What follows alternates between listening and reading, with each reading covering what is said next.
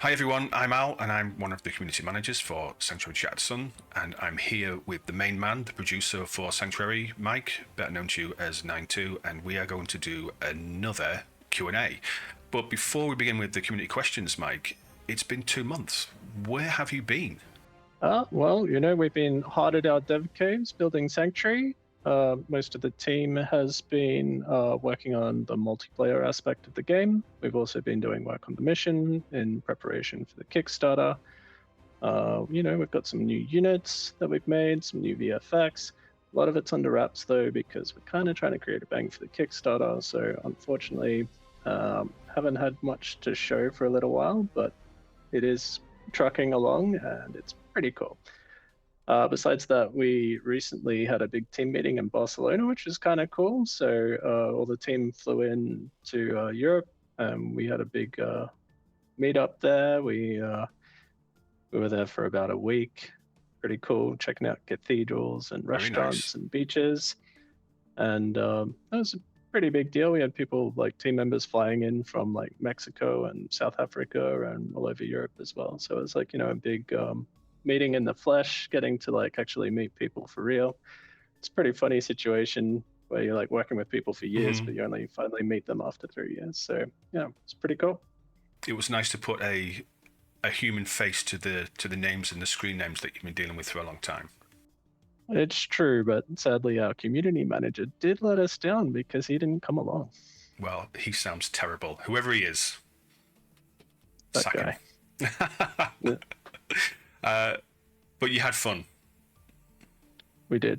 I'm very jealous. I really want to be there, but it's just work commitments. I couldn't do it. But hey ho, it is what it is. Are you ready? We've got some questions from the community. Some of them are easy, some of them are a lot tougher. But Okay. okay. All right, let's go. First question then, Mike. When the game is fully released, there will inevitably be some overtuned play patterns, broken mechanics, and balance adjustments needed. As players improve, what is the plan to keep the game competitively viable, if at all? Yeah, of course, there'll be like changes after the game's launched. We'll be just changing it forever, hopefully, and tweaking it, improving it. We always look back at FAF, who best game in the world, but as a model for the what we aspire to be, and they're always tweaking the balance. There's every now and then there's a major change, but normally it's just smaller changes. We would be doing that. To keep it fresh, we also offer the Warfront game mode, which is the meta game mode where you fight over the whole Dyson sphere, so like Galactic Wars or whatever. And that we can change season by season. So in that there could be there's a possibility for different. We haven't talked too much about this, but there'd be like a research tree in there. So as you're conquering the field, you get research points, and you spend that on technologies and technologies that your faction gets. Then your faction can go and all its T2 tanks is stronger, or movement in snow is stronger, or something like that. And we could change those technologies every season of Galactic War. So when you finally conquer it, of Warfront, sorry, and once you conquer the whole thing and you win, and then after like a month, we start up a new session, a new season. It all starts again, but the whole research tree could be completely different. And I think that is a really good way of just mixing things up and keeping it fresh. You could also do things like just have a new unit just for that season and then take it back out again, or remove a unit. Like, what if there were no shields? Something like that. So, you can do things. Those are probably extreme examples, but, just subtle changes that change the dynamic of the battlefield, that could be pretty cool. Definitely. So you mentioned there Warfront and Galactic Warfare. Galactic War, yeah. So in Talk to me fact, about that. the Galactic War, all the different battlefields that you could play on, you would be gradually taking over the map. You would play, represent your faction. You would join them in, a bigger war. And as you take over nodes, that you would launch a battle. You would zoom into the battlefield. You would fight it out, and whether or not your team won or not, you would then take over that node. So this is a big multiplayer thing, and it goes for like months, right? where everyone's trying to take over all the nodes. On our version of that, that would take place in the Dyson sphere. So there's all these sectors on the Dyson sphere. You at the start, you pick which faction you're going to fight for. You become a commander inside that world. You start having fights, taking over territory, and as you win territory, you increase the research points that your faction gets. Then your faction leader can choose what to spend that on, research new tech, and when you get the new tech, it gives that buff to every person on your faction, helping them win. So that's kind of the gist of it. I think it's pretty cool, and that's something that we would really love to put into Sanctuary. Maybe that'll be a DLC after launch though, because that's definitely like post multiplayer. It sounds like a lot of work. Yeah, well, like I mean, it's not actually that hard to implement compared to the base game, but it's definitely you need all the other stuff to be there beforehand. So you do it last. Next question. Will the game feature a built-in mod manager like how Sim Commander Forged Alliance had? Yeah, I think we talked about it last time, but yeah, pretty much the same model. So content creators, modders will be able to upload mods. You'll be able to download them inside the game. You'll be able to say which mods are enabled, and it will auto-download them for other players who join the match, so everybody has the right mods, and it'll basically just keep track of things. So yes. Does that give you more creative control or control over the quality of those mods as opposed to if it was Steam Workshop? To be honest, I'm not that familiar with Steam Workshop, so I don't really know. That's not really the reason why we're designing it like that. We've just seen the FAF model works, and why fix it? Stick with what you know. Pretty much. All right then. Moving on then. Will it be possible to change the interface to match the style of Supreme Commander Forged Alliance? The location of the energy metal scales as well as their colours mislead the old SCFA players. Yeah, so we plan on changing the UI anyway, so that's like a reference to our current UI, and there'll be some changes coming to that soon. That's another thing we want to have in before Kickstarter. The current UI is okay, but I think we can do better, and you'll see some changes in that space. But can you change it? So that's will be, can you do UI modding in Sanctuary? We would love to put that in. That's probably like really far down on the list of priorities because it is kind of hard to do, and its value is not as high as some of the other things. So we do always have to pick what we put in and what we don't. That's kind of down the bottom. I would like to do it. I'm a UI modder. I'm really into that type of stuff, but some things are more important. And I guess what people need to realize or understand or take on board is that Sanctuary Shattered Sun is its own thing. It's its own title, and with full respect to the Forged Alliance Forever community and the old school Supreme Commander players like me. I mean, I've played Supreme Commander since it was released. This is not Supreme Commander 3. You said it. You had it here first, folks. So people need to, I guess, expect there's going to be differences in what they are used to as to what Sanctuary, which is a next-gen RTS, is offering. Yeah, look, I mean, of course there are going to be differences, and it's not a clone of the game. It's an independent game. It will have changes, and some people won't like them all. But in the case of the UI, I think there have been some steps backwards, and we'd rather do steps forward. So we'll rectify that. Duly noted, the community has spoken. And we're listening. So this is kind of why you do soft launches, right? You get the feedback and see what people think. So what do you guys think? I think most people, from what I've gathered, what we're really talking about is the eco bar down the bottom right. It looks like the racing car speed dial thing, and it's down the bottom right. Most people are used to two horizontal bars, and it should be like up the top middle or the top left or whatever. I think that's what people are talking about. But if you're not, what are you talking about? That's question one. And question two is, what do you want to do with the economy bars? I have my own ideas about that sort of stuff. We have like lots of mock-ups and all sorts of different things about what to do with that.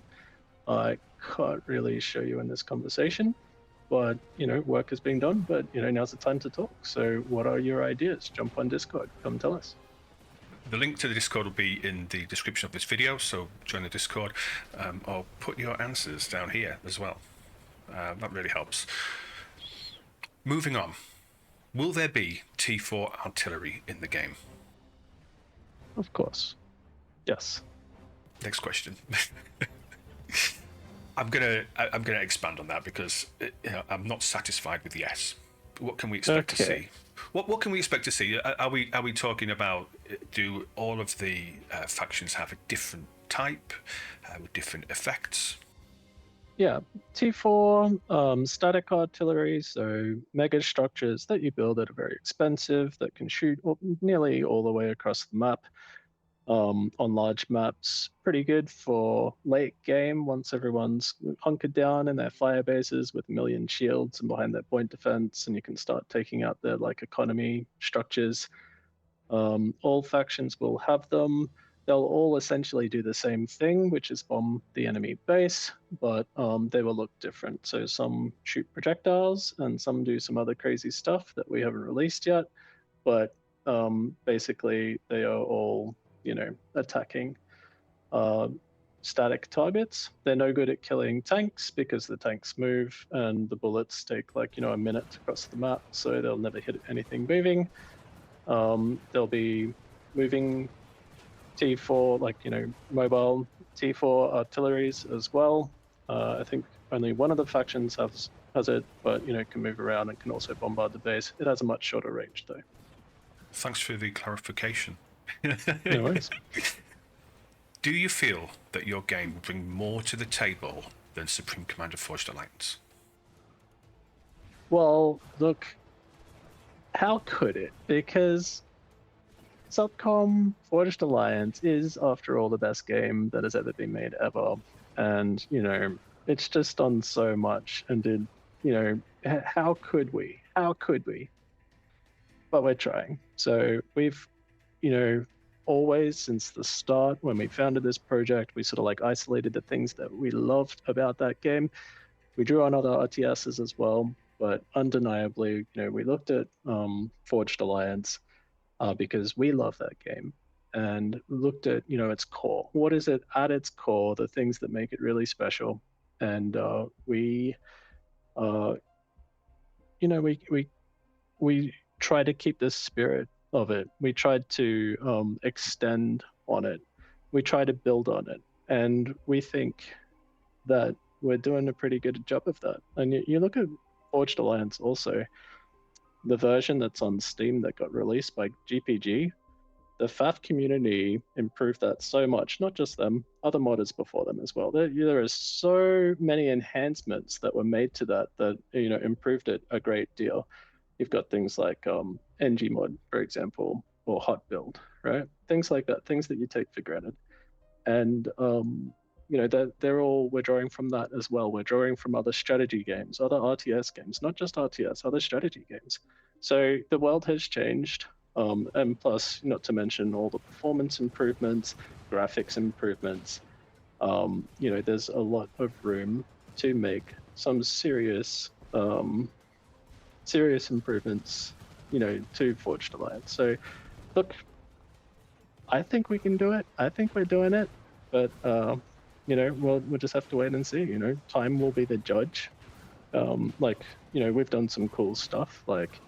You can double select holograms of buildings and assign orders to them before they're built, right? Things like that. So what that means is, in the first minute of the game, you can drag a line of factories and they have orders already in the first 10 seconds of the game. You can do that. So that frees you up as a player to concentrate on stuff. That's a really simple thing. You can issue pause commands to units that don't exist.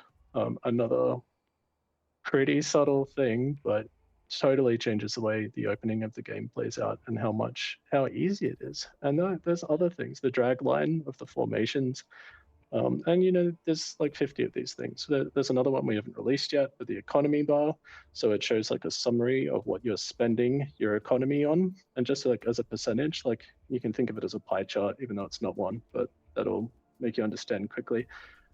shows what percentage of your income you're spending on like units compared to upgrades compared to structures, and then you can click on that and then it zooms in and selects all of those things. So it will, if you clicked on the units thing, it will select all of the factories that are building units right now, or all the engineers that are assisting, or anything that is spending money on making units, and it will actually change the camera zoom to zoom out and frame all of those things so you can actually see what is building all that. And then you can just hit pause or whatever you want to do after that. But you can see your economy, and that's like one of the biggest problems. Like the hardest thing about Supreme Commander Forge Alliance is understanding the economy. It is a massive learning curve. It is extraordinarily difficult. It is a massive barrier to entry, and I think you lose lots of players like right there. Now, the economy is brilliant, and I wouldn't want to simplify it. I wouldn't want to change it. I wouldn't want to dilute it. Hello, Subcom 2. But if we can make the players understand it, then we're winning. And this expenses bar is a way to help the players understand how to fix the damn thing. If your power's crashing, you look at your power expenses and you say, oh, I'm spending like 80% on this, commander upgrade over here. I didn't know that. How do you do that in Supreme Commander? I know how to do it, but it's bloody hard. So yeah, there is room for improvement. I think also like just digestibility in all forms. And that's our challenge as game designers, is how do you make people understand the damn thing? Because, like I talk to publishers who want to invest in Sanctuary, and you have to explain an awful lot about how to play the game. I'm trying to make the tutorial mission for Kickstarter, like I'm making the user guide, all of these different things. It's really tricky to explain.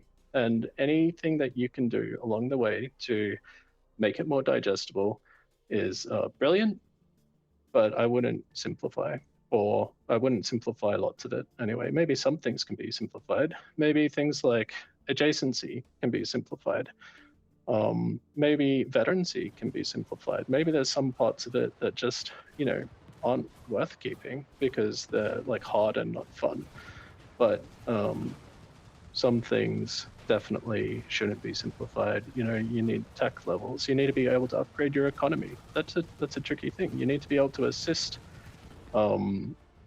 projects to speed them up. You need to have a crashing economy. You need to eco stall. Your shields need to go down. But these are all things. I think probably everyone who watches this video probably knows what I'm talking about. But this is hard for a new player. It's a massive barrier to entry.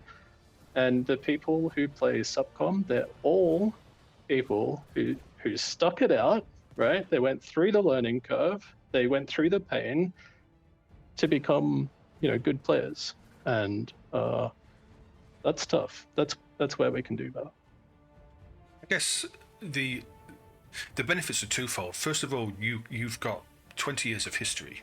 You're at the point where you can see what came before. You can see what's been improved by the FAF community, what's been added to the game to make it better, which is point one. But secondly, technology has moved on so far and so fast that you're in a position where hardware, infrastructure, these things are all incredibly different to what they were when Forge Alliance was released. And you've got all those benefits. That's true. I guess the one thing the disadvantage that we have is RTS isn't really hot anymore. So back when they were making those games, like RTS was like red hot in terms of like publisher attractiveness, that type of thing. But yeah, definitely what you were saying, technology has changed massively. So that's what makes this a viable project at all. Hardware has changed. The graphics cards today can just do extraordinary things where we don't have to spend nearly as much time optimizing art as used to be the case. And there's just a lot more resources.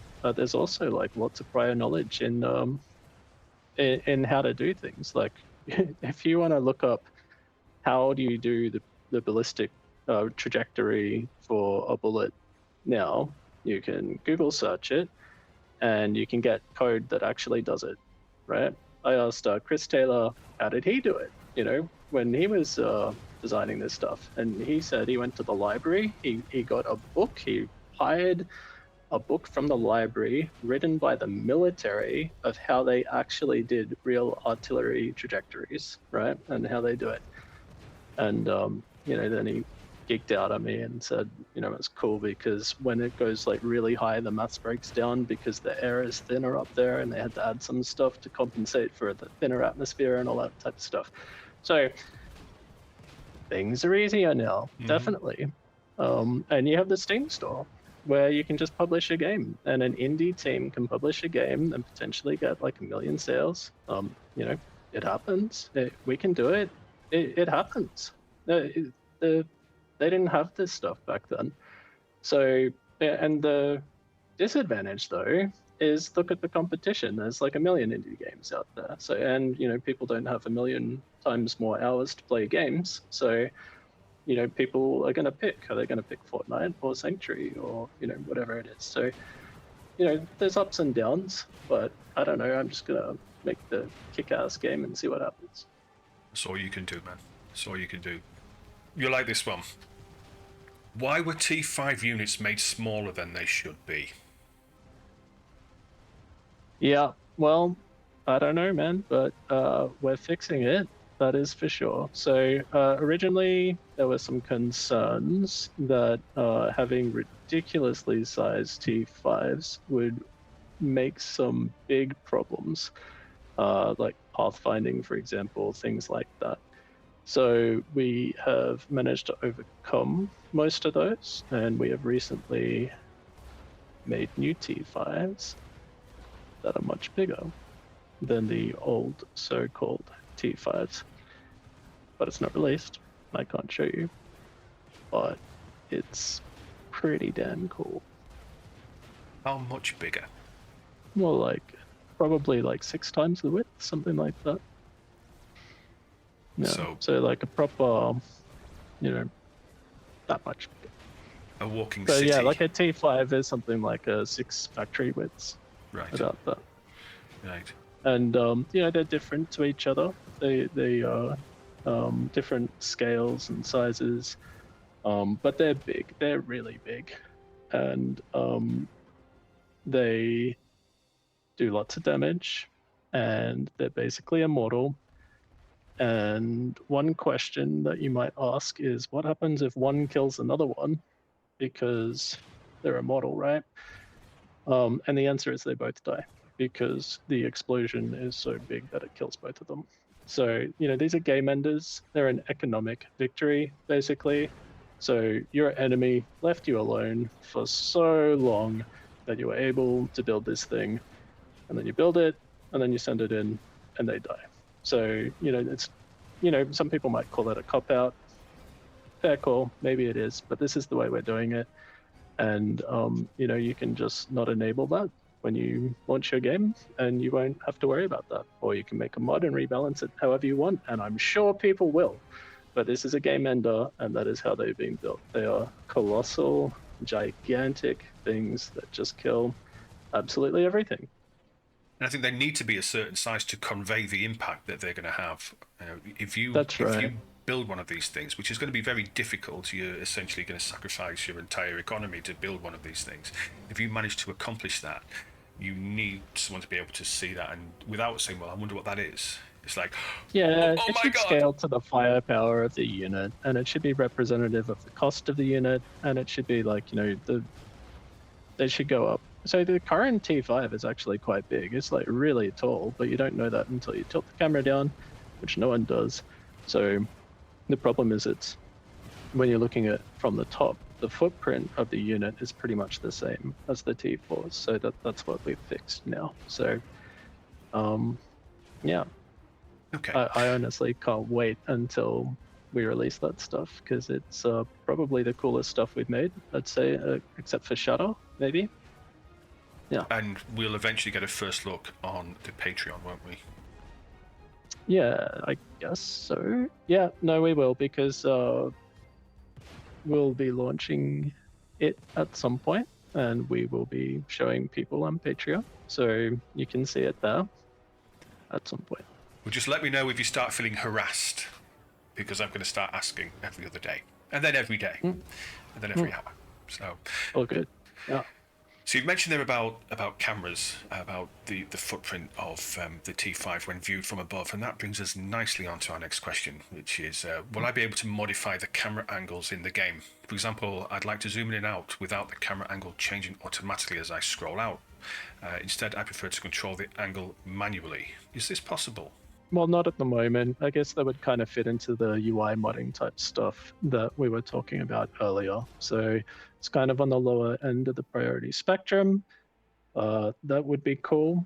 Right now, that's coded in the engine. It's not coded in Lua, so no one can mod it. Our goal is to move everything into Lua, so you can do everything. That's an idealistic goal. It's not always possible. It's not always financially viable. So we would like to, but no promises. Possibly, but just not yet. Yeah, possibly, but it would be really late. Like we would launch without that, and we would. That's the sort of nice to have stuff we would add after launch. Okay. So speaking of after launch, it's almost like these are just leading into each other. Will there be DLC, and do you plan to continue if this succeeds? I was also wondering if there'll be plenty of maps in the start for online multiplayer. Okay, we would love to make DLCs, and we'd like to do it as long as we can. Of course, we would like to make DLCs, and there's so many ways to do it. There's all these different game modes that you could make, or it could be extensions onto the campaign. It could be adding factions. And all of these things modders will be able to do themselves. I guess what you get if we make a DLC is it's probably going to be of like higher quality content because we have a full production team behind it. But yeah, absolutely. And that's where we could, in theory, add in some of the features that we dropped. Like, at one point we wanted to have like flowing lava, and we dropped that feature. And there are all sorts of different things. So really, it's going to come down to money. It's going to be like, can we afford to do this? Will people buy it? How many people will buy it?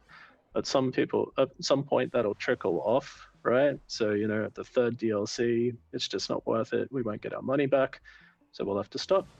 But, if we had it our way, we would just do this forever. And if I had my way, I'd let you. Thank you, sir. I missed a question there. What else? What was the other part of the question?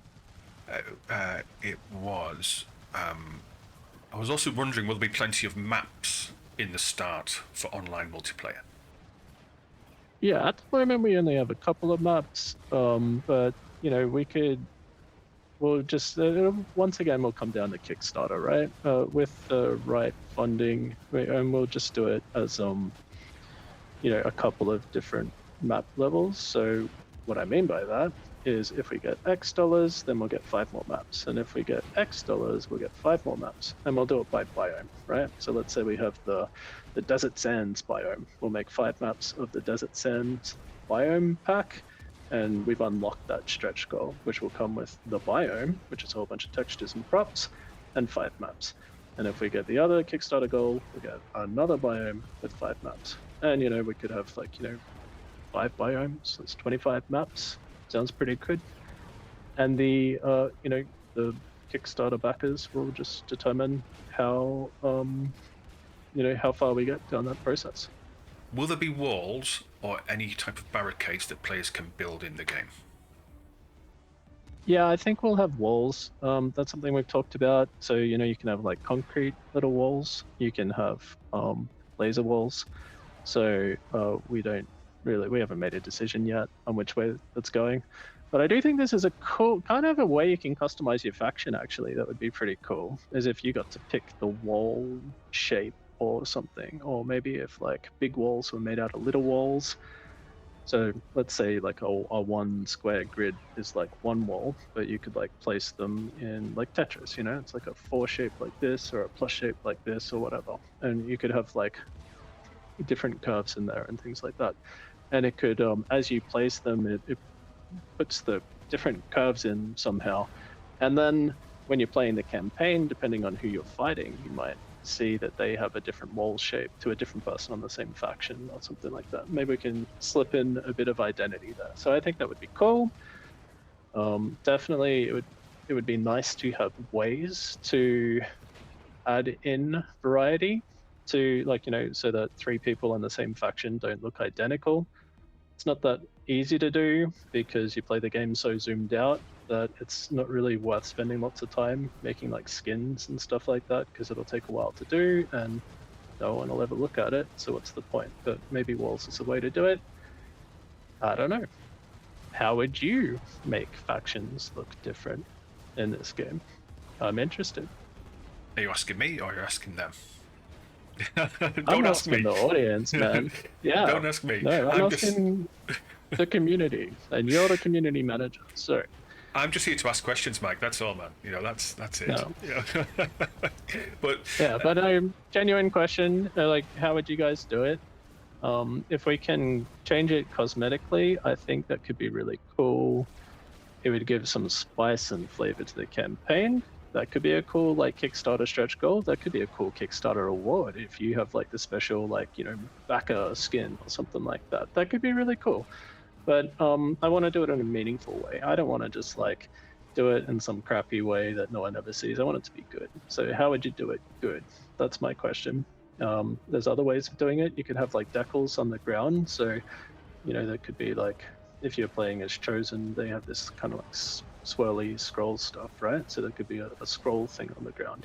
Or maybe their scroll thing on the ground looks like this, or the different shapes, right? Maybe when you spawn, you have like different shapes around the the spawn site or something like that. So that's another way. So you've got decals on the ground, you've got walls, you've got textures on units. What else? put your suggestions down here, guys. No. And finally, is it possible to play the game? I really like Subcom. That's why I'm so excited for it. I saw the streams on Steam and it looked great. Right. So it is playable. It's for Patreon subscribers only. Thank you very much, Patreon subscribers, by the way. You make the world go round. It's sort of paywalled and it's not open. It's just for our Patreon subscribers. If you want, you can go and join that. We're trying to keep the numbers low. There's lots of bugs. It takes time to iron them out. So it's the demo and it's getting upgraded over time, although we haven't seen anything for a few months because we're still waiting on the mission or multiplayer, whichever comes first. So, and I should also point out that it's going to be coming out for free with Kickstarter when Kickstarter launches, which we hope will be by the end of the year. So if you really can't wait, you can go and join the test crew on Patreon. Otherwise, you can just wait till the end of the year. And that's how you can play it. Well, thanks very much. That's everything for this Awesome. one. Shall we not leave it 2 months? I mean, I know we say that and we can't promise, but it would be nice to. What I'll do is I'll drop a link in the description of this video with a link to the form where you can submit your questions. If something has resonated here and you think I actually want to drill down, I'd like to explore that more, then go to that form, put your question on there, and it may be featured in a future Q&A with Mike. I have a question, actually. I heard there's a new podcast in town on strategy games. Can you do you know what that's called? I do, yes. It's called Critical Moves. Critical Moves. That's an interesting name. And how did that name come about? 3 a.m. 1 August morning, brainstorming what would be a good name for a podcast. It's my podcast, and we launched in November last year. Release an episode every Friday. Yeah. What platforms are you on? Everything. You find us on YouTube, on Amazon, Spotify, Apple, Right. anywhere where you get your podcasts, you'll find Critical Moves. Just search for it, Critical Moves, and you'll find us. And episodes released every Friday. I checked it out a little bit. So it's you and your colleague, is it? It's me. We have Nuno, who runs the strategyandwargaming.com website, which is one of the preeminent strategy websites. We have Tim, who's involved in Beyond All Reason, and Joe, who Right. is a college professor, and Jack, who is a musician, and Adam, who's getting married very soon, and writes software. So we're Nice. a multinational team of strategy gaming fans from different walks of life and different parts of the world who come together to talk about the best strategy games. And Sanctuary does occasionally get a mention. No, I'm very glad. But it's not just Sanctuary. Yeah, I know you're talking about all sorts of different games. I've seen you talking about games from the past. I've seen you talking about like what's coming up, news, all that sort of stuff. Anyway, I just wanted to give you a little shout out I because appreciate that. you've been good to us and you've spent a lot of time helping us. So if anyone's interested from the audience in strategy games, you can go check out Al's community and go see what his content's like. So we can put a link in the description and check it out. Well, thanks very much. You're making Awesome. me blush. You're making me blush. So I'll say thanks again. It's always a pleasure. And we will get some more questions and schedule another one of these in less time than 2 months. All right, I'll see you in less than 2 months. Excellent. Peace. See you, mate.